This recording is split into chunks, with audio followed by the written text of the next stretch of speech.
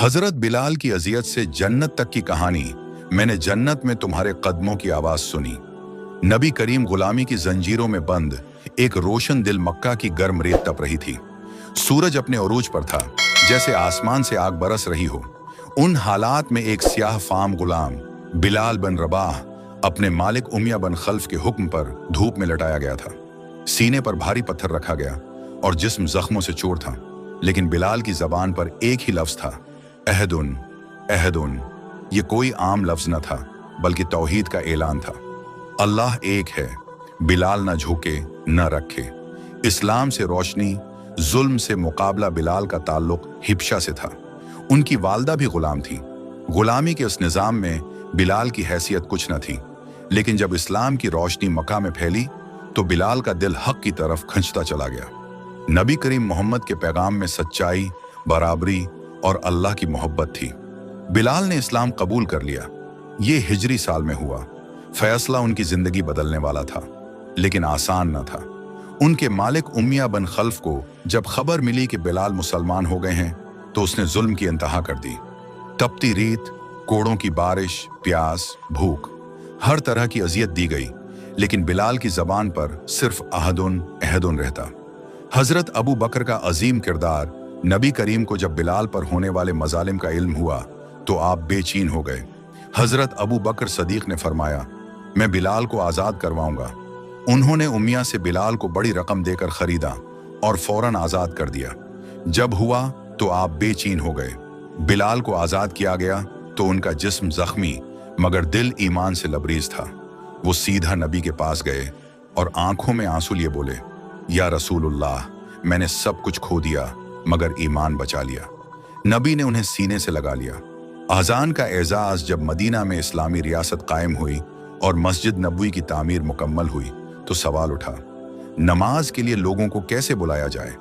कई तजावीज़ आए, लेकिन एक सहाबी ने ख्वाब में अजान के अल्फाज सुने। नबी ने फरमाया, बिलाल को ये अल्फाज सिखाओ, वो अजान देंगे। उनकी आवाज़ बुलंद, पाकीज़ा और दिल पर असर डालने वाली है। जब हजरत बिलाल ने पहली अजान दी तो पूरा मदीना गूंज उठा। अजान के हर लफ्ज के साथ ईमान ताज़ा होता और दिल की गहराइयों से अल्लाह अकबर निकलता। नबी और बिलाल मोहब्बत की मिसाल। हजरत बिलाल को नबी से बेपनाह मोहब्बत थी। वो उनके साथ गज़वात में शरीक हुए, हमेशा पास रहते और उनके हुक्म के मुंतजर रहते। एक दिन नबी ने हजरत बिलाल से पूछा, बिलाल, तुम ऐसा क्या करते हो कि मैंने जन्नत में तुम्हारे कदमों की आहट सुनी।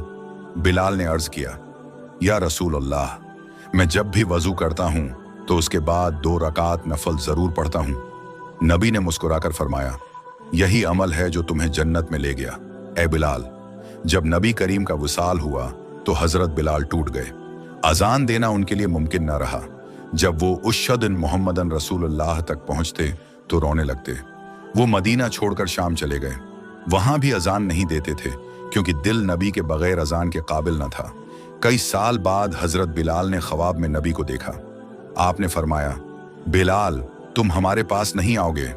बिलाल की आंख खुली, आंसू जारी थे। वो फौरन मदीना वापस आए। सहाबा खुशी से झूम उठे। जब हजरत बिलाल ने दोबारा अजान दी तो मदीना की फजा बदल गई। सहाबा रो पड़े। हजरत हुसन और हुसैन नबी के नवासे बिलाल के गले लगकर रो पड़े। हजरत बिलाल का आखिरी वक्त करीब आया तो उनके चेहरे पर नूर था। बीवी रोने लगी और कहने लगी, हाय अफसोस।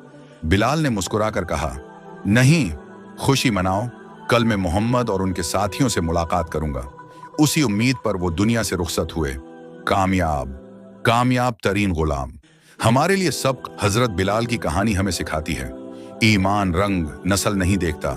छोटे अमल भी जन्नत की राह दिखाते हैं। उजियत, तकलीफ और कुर्बानियों के बाद अल्लाह का इनाम लाजमी है। सच्चाई पर डट जाना, चाहे दुनिया मुखालिफ हो। नबी से मोहब्बत ईमान की अलामत है।